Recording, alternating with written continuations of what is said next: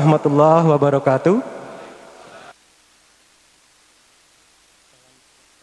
Buat kita semuanya, bapak-bapak dan ibu-ibu sekalian, pertama barangkali kata yang perlu kita sampaikan adalah puji syukur kepada Allah Subhanahu wa taala sehingga pada pagi hari ini kita diberikan suatu nikmat sehat sehingga kita semua mampu menghadiri undangan kami, yaitu pembukaan Yayasan Keranggan.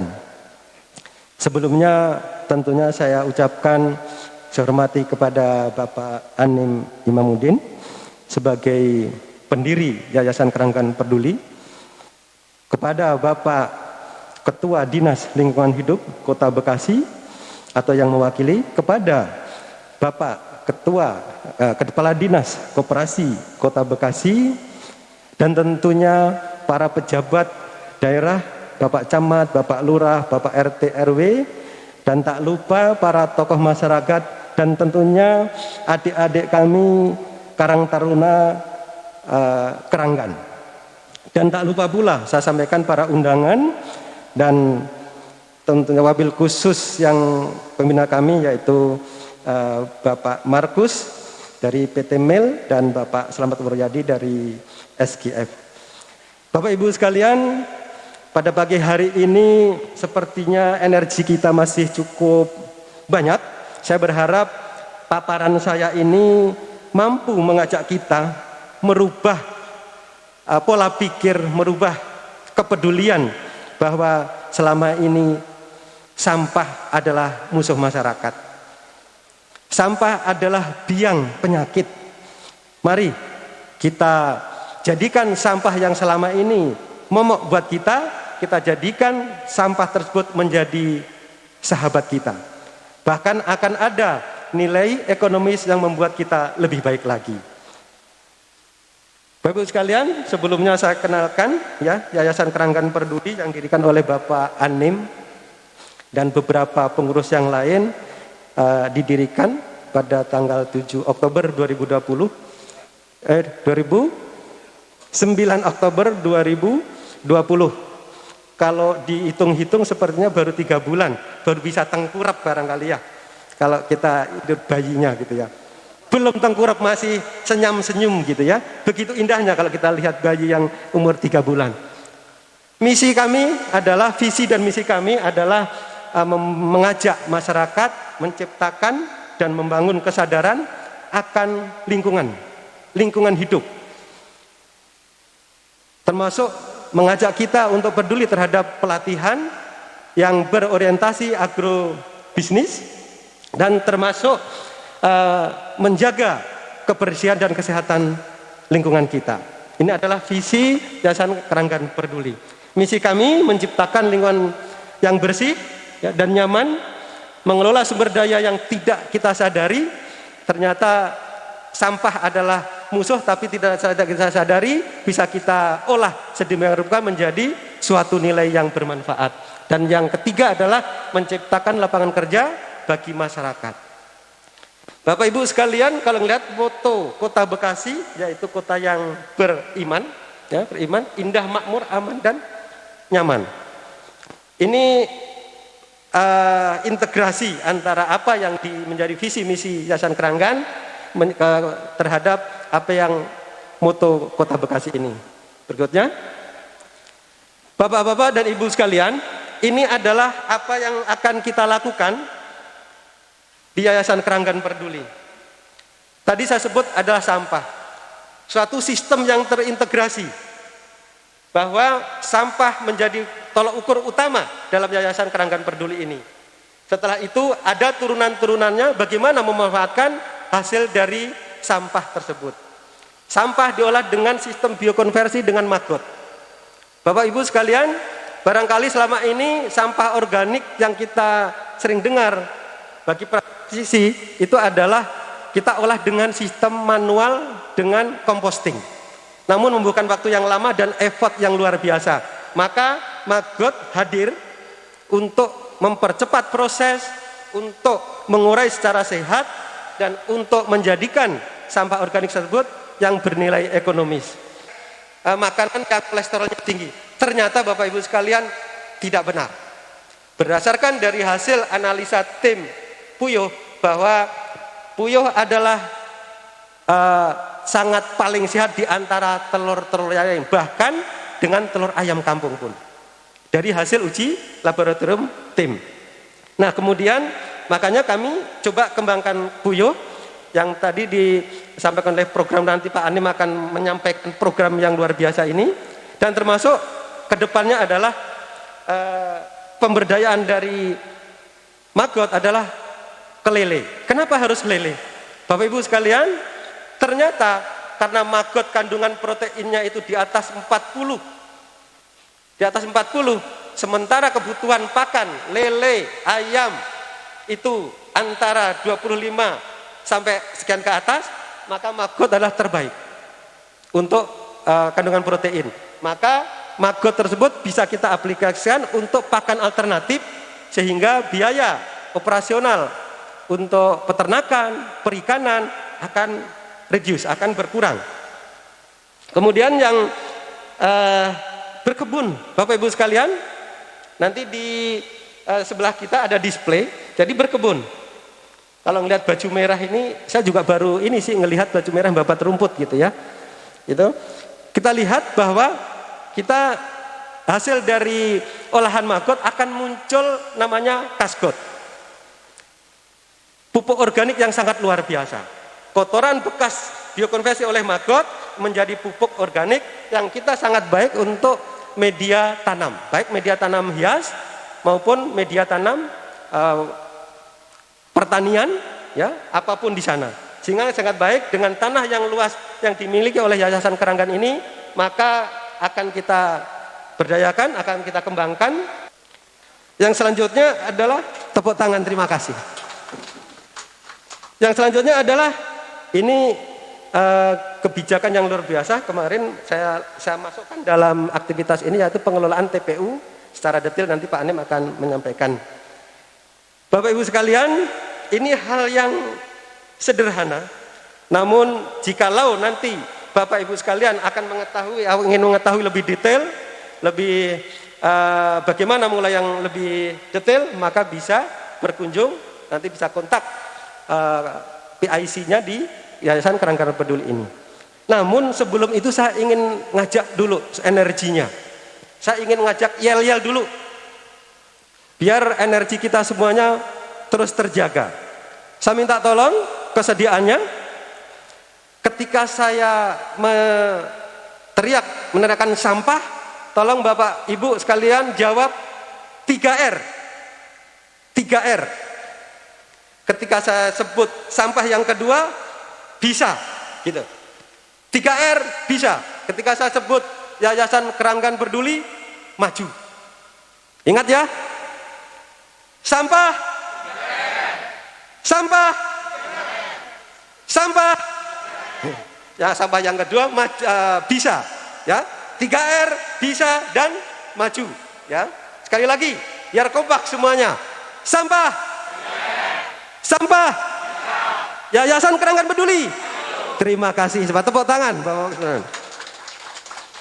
Baik, berikutnya. Bapak Ibu sekalian, kenapa kita menggunakan maggot? Tadi saya jelaskan bahwa maggot adalah sangat suatu Tuhan menciptakan makhluk ini, ya, binatang ini ternyata sangat luar biasa. Kalau kita mampu mentadaburi bahwa setiap sekitar, kadang kita nggak sadar, ternyata makhluk yang kita kadang-kadang melihatnya jijik. Karena kalau orang Sunda bilang tuh belatung gitu ya. Jadi kalau kita melihat belatung, gitu. Nah, tapi setelah kita pegang-pegang, ternyata belatung ini sangat bersahabat dan membantu kita untuk mengurai tersebut. Dan inilah manfaat dari kenapa kita menggunakan maggot, yaitu ada bernilai ekonomis. Tadi yang saya sebutkan, bisa mampu mengurangi biaya pakan, kita gunakan. Bahkan bukan hanya untuk aplikasi gitu, pasar sudah menunggu. Jadi berapapun Bapak yang nanti menjadi plasma kita, berapapun yang Bapak akan diproduksi maggot, maka kita punya kelompok yang nanti akan menampung. Jadi sangat luar biasa. Kemudian protein maggot sangat tinggi di atas 40%,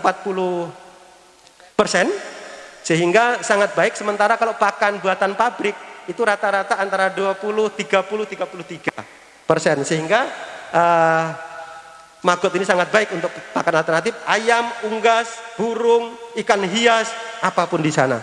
Ini sangat baik. Bahkan ke semalam tuh Pak Haji Jaya itu bisik-bisik, Pak Misian, anak saya udah siap mampu menjual katanya.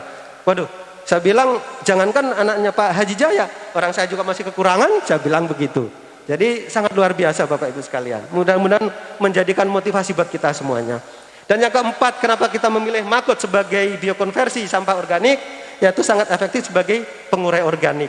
Kalau kompos manual yang selama ini dilakukan oleh para pengolah sampah, itu membutuhkan waktu yang lama dan usaha yang luar biasa. Tapi kalau organik, maka cukup dengan kita tunggu. Bapak Ibu sekalian, tadi yang bernilai ekonomis,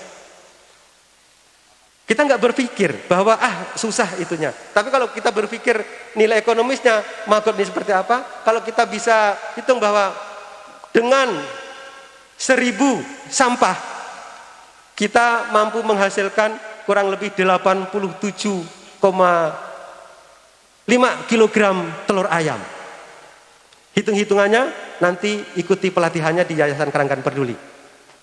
Jadi bayangkan, menjadi nilai ekonomis yang sangat luar biasa kalau kita punya 1 ton sampah, 1000 kilogram sampah, sama dengan kita memiliki nilai telur 87,5 kilogram. Bayangkan, luar biasa maggot ini. Kemudian mudah dibudidayakan dan cost efisien. Untuk mengolah maggot tidak butuh sumber daya yang tinggi, tidak butuh effort yang luar biasa, sehingga sangat mudah untuk mengolah dengan maggot ini. Dan tentunya kesehatan masyarakat akan lebih baik karena tidak menimbulkan bau dan tidak menimbulkan bakteri-bakteri yang berbahaya buat kita, karena pembusukan sampah organik bisa menimbulkan bakteri-bakteri yang berbahaya. Baik, selanjutnya Mbak. Ini saya sampaikan sedikit mengenai bagaimana kita proses pemilahan yang nanti setelah acara ini bisa kita kunjungi di area, jadi area pemilahan. Jadi inilah ada 3 jenis sampah utama, walaupun kalau kita sebut sampah akan banyak jenisnya, tapi dalam kelompok ini kita memiliki 3 jenis sampah, yaitu sampah organik yang bisa diurai oleh maggot, sampah nilai komersial yang kita bisa jual ke tukang lapak di sana, seperti plastik, botol aluminium yang Pocari Sweat, kemudian lah segar segala macam, itu masih cukup tinggi, maka kita sebut sampah komersial yang kita bisa recycle. Recycle itu didaur ulang untuk dijadikan sebagai materi-materi yang lain.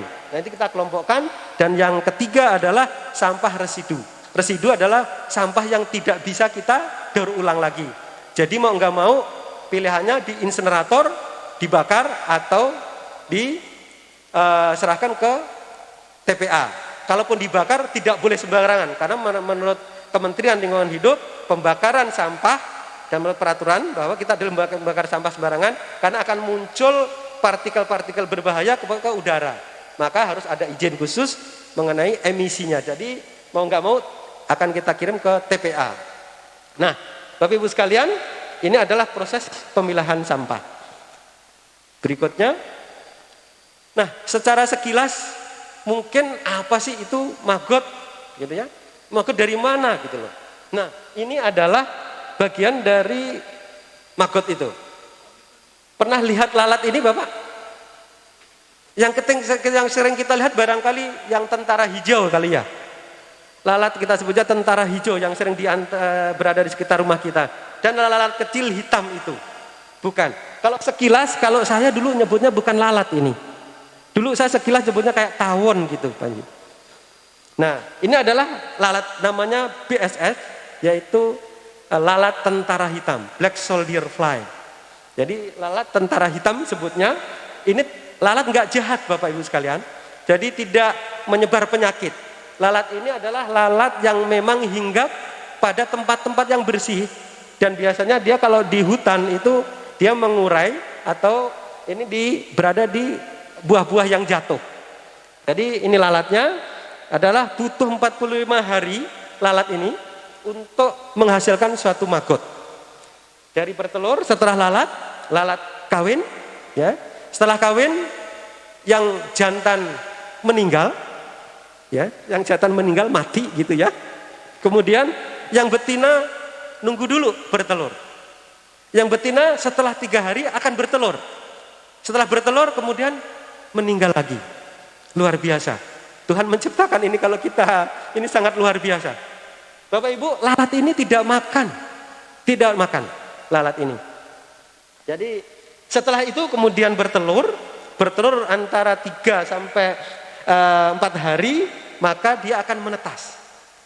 Menjadi namanya tadi sebut larva maggot. Larva maggot itu bisa dari umur yang kecil, ya, dari baru lahir umur 1 bisa 1 mili nggak kelihatan, sampai akhirnya larva dewasa yang nanti akan kita jual atau kita manfaatkan untuk pakan alternatif tersebut. Jadi seperti itu. Kemudian setelah larva jadi dewasa, ada siklus berikutnya yaitu kita sebut prepupa. Jadi prepupa udah mulai menghitam Bapak Ibu sekalian. Jadi setelah agak kekuning-kuningan, putih kekuningan, kemudian menghitam, setengah menghitam, kemudian menghitam pekat sekali yang disebut pupa. Kalau kita biasa ini kalau kepompong gitu ya, seperti kepompong, dia menunggu pertapa, menunggu kurang lebih 7 hari, itu dia akan menjadi lalat. Kembali lagi siklusnya ke sini. Nah, butuh 45 hari kurang lebih ya untuk kehidupan lalat ini menghasilkan buat kita semua, buat manusia. Sangat luar biasa kalau melihat ini ternyata. Jadi mudah-mudahan apa yang bisa saya sampaikan ini dapat menginspirasi kita semuanya, khususnya dan Keranggan, tentunya Bekasi dan Indonesia. Oke, berikutnya. Bapak Ibu sekalian, ini adalah produksi hasil Yayasan Keranggan yang nanti kita sekalian promosi. Jadi Bapak Ibu sekalian, setelah acara selesai nanti ada acara jalan tour bersama, maka bisa lihat produk kita yang sudah ada di sebelah kiri saya ini. Jadi ada maggot basah, ya, ada maggot kering. Maggot kering ini aplikasinya untuk pakan ikan hias. Jadi Pak Anim kalau di rumah ikan hias koi yang indah-indah itu jangan banyak-banyak ngasihnya Pak Anim. Jadi ya kolesterol gitu kan. Jadi nanti Pak Anim ceritalah gitu kan itunya. Jadi luar biasa karena ternyata ini mampu memunculkan warna. Kalau untuk ikan hias warna, karena protein yang cukup tinggi. Ini mudah-mudahan ada asosiasi ikan hias nih sehingga nanti trubus. Nah, kemudian kasgot. Ya, kasgot kita tidak display, tapi banyak nanti akan kita buat pupuk hasil dari di biokonversi maggot kita kemas menjadi kasgot. Tapi akan kita manfaatkan dulu di lahan yang kurang lebih 7.000 meter persegi ini. Nanti akan kita manfaatkan. Kemudian telur puyuh aktivitas kita juga sedia. Jadi kalau Bapak Ibu para pedagang, distributor terkait dengan telur puyuh, silahkan menghubungi Yayasan Keranggan Peduli. Kemudian yang terakhir dan masih banyak lagi, keripik lele. Bapak Ibu sekalian, kalau bicara lele, kenal ikan salmon barangkali ya. Itu kita kayaknya kalau ikan salmon itu karena yang terbangun image itu paling bergizi katanya. Tapi ternyata lele lebih dari ikan salmon sebenarnya. Maka yuk yang barangkali kebanggaan bangsa Indonesia ini katanya kotor, tapi lele adalah sangat baik kita kelola dengan organik dan lebih sehat.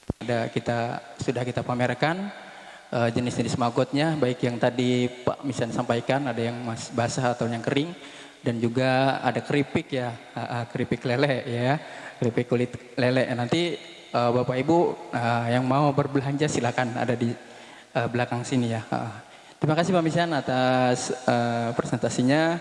Mudah-mudahan semua ya Bapak Ibu bisa memahami ya, ternyata sampah itu bagi kita sekarang itu sangat ironi ya, karena sampah itu sekarang untuk membuangnya aja agak sulit ya. Bahkan di kampung sendiri sekarang kalau untuk sampah itu bisa berbayar ya untuk membuang sampah saja. Tapi di sini di Yayasan Kerangan Peduli ini mencoba mengelola sampah ya, sehingga dimakan oleh maggot dan maggot itu bermanfaat bagi sekitar juga ya untuk makan ikan ya.